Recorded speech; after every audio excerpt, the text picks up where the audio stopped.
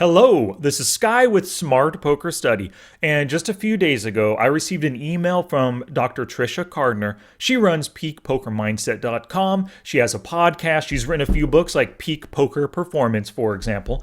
And she sends out these mental game related emails to her mailing list. And I'm a part of it, get one maybe once every couple weeks, every 4 weeks or so. And the one that she sent the other day, and if you're watching this on YouTube, you can see a screenshot of the email right here. Well, really good email. I thought what she talks about in this email is perfect. So in case you don't or you're not subscribed to her newsletter, I wanted to share her newsletter with the audience, with my audience here. I emailed her and she said, yeah, that's totally fine. Go ahead and read it on air, all that jazz. So I have her approval for this. So I'm going to share this article with you. I'm going to read the whole thing through, but along the way, I'm going to give you an action step for each part of her email because I believe that action is the greatest teacher. And if you just received this email for yourself and read it, or if you're listening to this podcast, just hearing me read her email to you, if you don't do anything about it, if you don't take action, actually try to do something to better yourself, to better your mental game, you're kind of wasting your time consuming the content, right? So she's going to give us 6 different parts or 6 different ideas to change your behavior in this email. With each one, I'm going to give you an action step related to it that I'm going to come up with for myself or on my own. So let's get to her email right here. While it might seem surprising, most of our behaviors aren't consciously chosen. We just seem to find ourselves doing the same things each day and the day after that and the day after that and so on. It doesn't matter if the behaviors are harmful, make 0 sense, or take us further from our goals. It also doesn't matter if the behaviors we want to do are good for our health, bank account, or our future as poker players. Most of us just can't seem to get ourselves to do the positive behaviors that will help us reach our goals on any sort of regular basis. However, changing your behavior is the key to changing your life. Is there a new habit that you want to implement? The winning recipe for any behavior change includes these 6 ingredients. So I'm going to go through the ingredients right now, one at a time with you, read exactly Dr. Tricia Cardner's words to you, but then like I said, I'm going to give you an action step for each and maybe an additional resource to help you take it a step further. So here is ingredient number 1, a clear objective. For example, it's insufficient to tell yourself that you want to study more. What does that mean? How many hours is that? What is the breakdown of what you'll study? How often are you going to study? It's important to be specific. A few examples of clear objectives include watch 30 minutes of MTT Poker School Game Changer webinar each day. I guess that's a webinar that she's involved with. I don't know that myself. Another idea of hers, review 5 hand histories per day. And another idea, read 1 chapter a day of purposeful practice for poker while taking notes. All of those are great ideas right there. Having that clear objective is important. So my action step for having a clear objective, it's a 4-part action step. Part 1 is to choose 1 strategy, 1 skill, or 1 leak to focus on. If you try to work simultaneously on better 3-betting, on c-betting, on better calling on rivers, that's just too much at a time. You all know from experience, you really can't divide your attention and efficiently do anything among 5 different things, right? If you want to build a house, you can't start working on the walls before the foundation is done. You can't do the foundation before you've run the plumbing under the ground, right? There's so many steps, so many things that you need to do before other things, and trying to work on too much at a time is too difficult. So 1 strategy focus or 1 leak to plug, whatever it is, choose 1. Like she says, have a clear objective. The second part is find 1 item to study. So if you want to become a better 3-bet bluffer, awesome. Do a Google search, do a YouTube search, find the perfect video, article, book chapter, podcast episode that teaches you better 3-bet bluffing strategies. Just find 1. And here's a key thing. Ignore everything else. JOMO is the joy of missing out. Once you ignore everything else and really focus on 1 thing at a time, you have that clear objective, you're going to be happy in the fact that you ignored that YouTube video notification that came in. Next week's podcast episode, even from me, you're going to ignore it because it doesn't have anything to do with what your current objective is. Now, the last part, once you've chosen your 1 strategy, you found your item to study, you're ignoring everything else, what you're going to do is study that item and take notes. Then you're going to play with purpose and practice the strategies you learned. Then go back to the item and study it again. Revise your notes. And then once again, play with purpose and practice those strategies. Repeat that over and over again until you've reached your objective. You've built your skills around that one area that you've chosen to work on. Now, as a resource, go to smartpokerstudy.com/pod260. This actually, let me pull up the page right now. So once again, if you're on YouTube, you can actually see what this looks like. This is your poker study guide for 2021. And on this page, I give you some resources on actually following or creating and following your own poker study plan. So smartpokerstudy.com/pod260 is going to help you out. So let's get to the second ingredient from Tricia Cardner. This is consistency. You can't create a new behavior with a single effort. You haven't quit smoking because you refuse the urge to smoke one time. Playing poker one time doesn't make you a professional. Repeating a behavior over and over is necessary if you're going to make a lasting change. The less time you've put into a new habit, the more likely you are to have a relapse and return to your old behavioral patterns. Pretty good. So, my action step for consistency, the ingredient of consistency. First, you're going to build, study, and play blocks into your daily schedule. If you're currently studying kind of randomly, maybe I studied on Monday last week and then Saturday this week, and then next week I end up studying just on Thursday. The week after I study just Wednesday. You're really not going to improve like you want to, right? Build those study blocks into your daily schedule. Maybe, every day you have a 1 hour at lunch. Awesome. I'll spend the first 15 minutes eating my lunch that I bring from home to give me 45 minutes to study poker on my phone, on my tablet, on your laptop, whatever it is that you want to study. Maybe you have a book like Dr. Tricia Cardner's Peak Poker Performance. Spend the next 45 minutes after you eat your lunch reading the book, taking notes, and then figuring out ways that you can take action on what she taught you. The next thing you could do is start a 30-day challenge or even more. One of the best things I ever did for myself was I did 66 days of hand reading. And you can actually see all of those videos, how I did just one brand new hand reading video every single day. I posted them on YouTube. If you go to smartpokerstudy.com/66 days of hand reading, you are going to get to this page right here where I literally have all 66 days of hand reading. And it was the greatest thing I ever did. I developed a habit of hand reading by doing it one time every day. I think like at 5 or 5:30 in the morning, whatever time I did it, recorded the videos, posted them, but I developed a habit of hand reading, which helped turn me into a much better player. Now, to also help you develop habits, go to smartpokerstudy.com/pod7. That's going to take you to my 30-day challenges to build good poker habits podcast. But there's a downloadable 30-day challenge tracker for you to use to develop anything as a habit, whether it's playing poker, whether it's studying daily, whatever the case might be for you. All right, so let's get to ingredient number 3 from her email. Immediate rewards. New behaviors only last if there's a reward for doing it, or a significant immediate punishment for not doing it. Take your favorite unhealthy food as an example. You might love ice cream. There's an immediate reward for eating ice cream. There is a punishment, but it's more of a long-term variety. You're not going to destroy your figure in a day by eating a bowl of ice cream. With most positive behaviors, such as going to the gym, the majority of the benefits only happen in the future. Avoiding the gym is actually rewarding in the short term, but harmful in the long term. That's why so many bad habits are hard to break and good habits are hard to create. Work out a more immediate reward that you can give yourself for changing your behavior.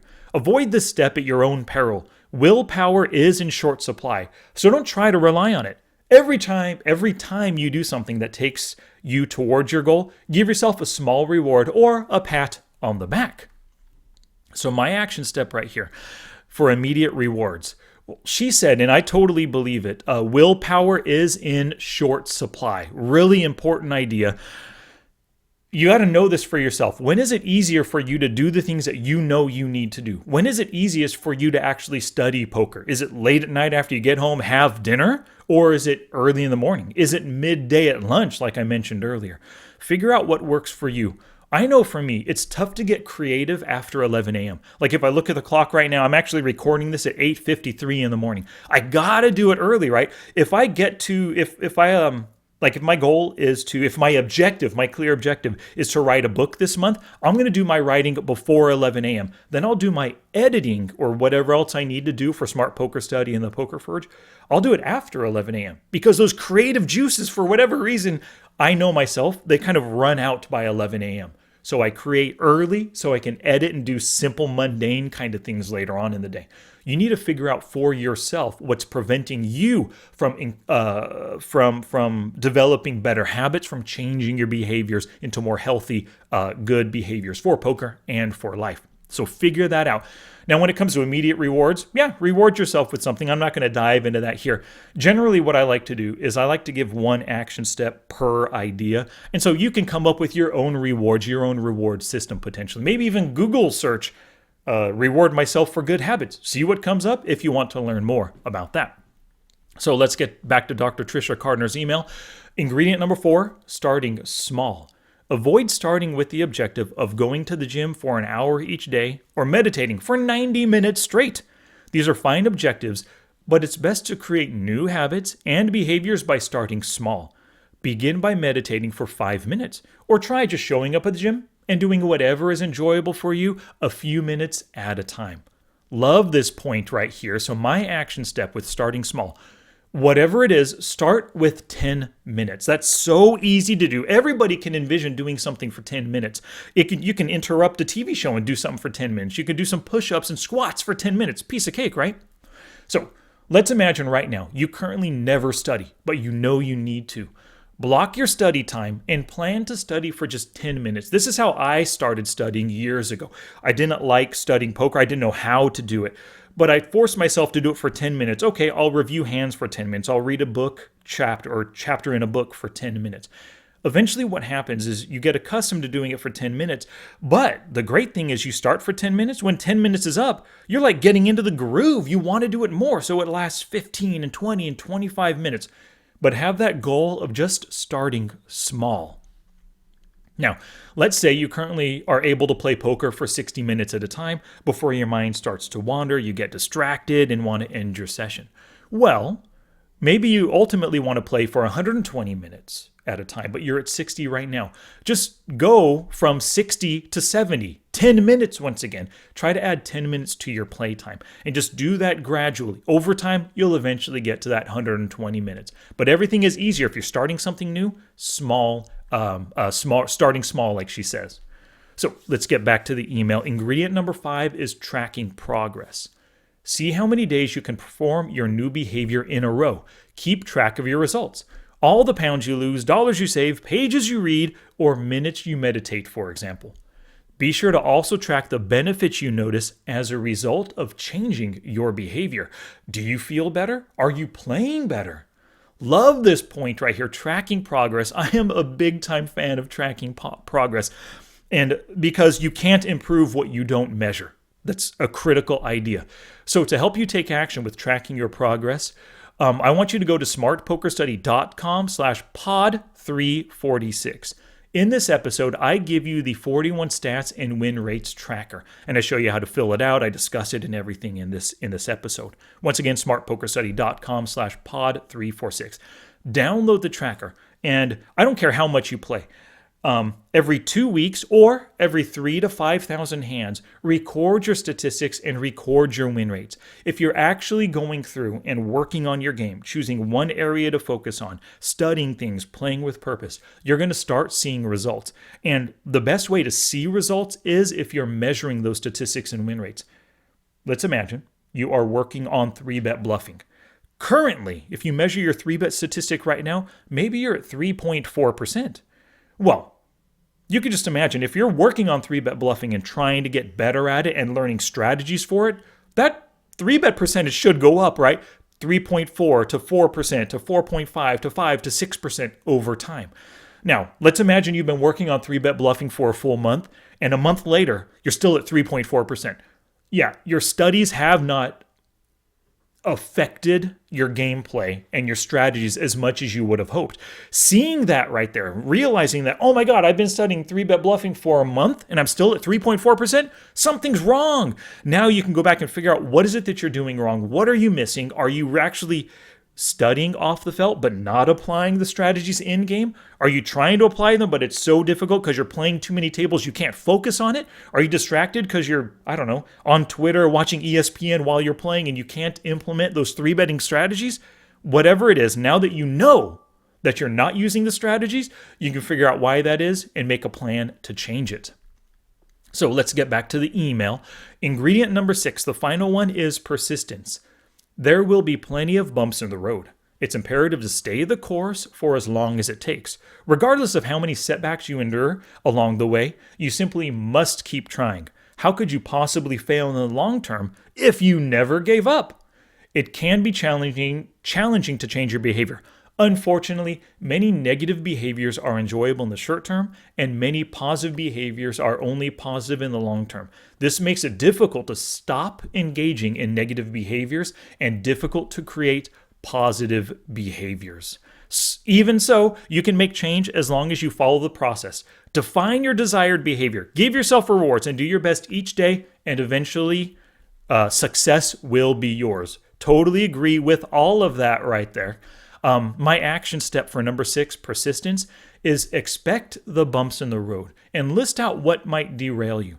Let's imagine you've never studied before. You've decided to start studying Monday, Wednesday, Friday at lunch for at least 10 minutes. Well, what might derail you? Well, your coworker on Monday says, hey, Bob, let's go have lunch at Mickey D's. Well, I can't tell Bob no, he's my best work pal, right? So you got to go have lunch, but now that you're there with Bob at lunch, you're not practicing. You're not studying like you wanted to. Well, what are you going to do when Bob asks you? Aha, I was going to study Monday, Wednesday, Friday. Now I'll study Tuesday. Or instead of Tuesday, I'm going to decide I'm going to stay after work for an extra 30 minutes. I'm not going to leave the office. I'm going to imagine that, well, not imagine. I'm going to imagine that this is my lunch break at 5 o'clock to 5:30. So I'm just going to stay at the office, but instead of working, I'll just study. Nobody's going to know. They don't mind if I stay after and I'm on the computer. Maybe they think I'm working, maybe not, whatever. But that's how I'm going to overcome that road bump or pass that road bump or fill that pothole, whatever the metaphor is for that right there. So figure out what could derail you and then make a plan to overcome it. Alrighty. So one last thing. Let's pull up Dr. Tricia Cardner's webpage right here. So peakpokermindset.com, really good website. She has a few courses that she sells, but I highly recommend that you pick up this totally free course, Rev Up Your Poker Success. So www.peakpokermindset.com. You can find it. Just scroll down the page. It's the course right there. It says free on it. It's a step-by-step guide to designing your best year ever. And hey, it is 2022. We're only 3 months in though, right? You still have 3/4 of the year, April all the way through December, to make 2022 the best year ever. Highly recommend that you pick that up. Not just pick it up, make it a goal, make it an objective to finish the course, but along the way, you're taking action with everything that she teaches you in that course. And then scroll down a little bit further. Even if you don't want the course, you have to do this. At the very bottom of the page, you'll see a sign-up form for her newsletter, and it says, get the inside scoop. You have to sign up for it. She doesn't send out a ton of emails, but when she does, they're always super valuable. Highly recommend, just like today's email. I thought it was so good, I wanted to share it with my audience so that in case you didn't know Dr. Tricia Cardner, now you do. All right. Thank you, everybody, so much for listening to the podcast. Thanks for watching. If you're watching it on YouTube, smartpokerstudy.com/YouTube. I guess I should have said that at the beginning. But if you enjoyed this podcast on YouTube, give it a thumbs up. Subscribe to the channel. If you enjoyed this podcast on the or via podcast, via audio, whatever player that you listen to this, go give it a 5-star review, a thumbs up, all that jazz. Thank you all so very much, and I'll catch you in the next one.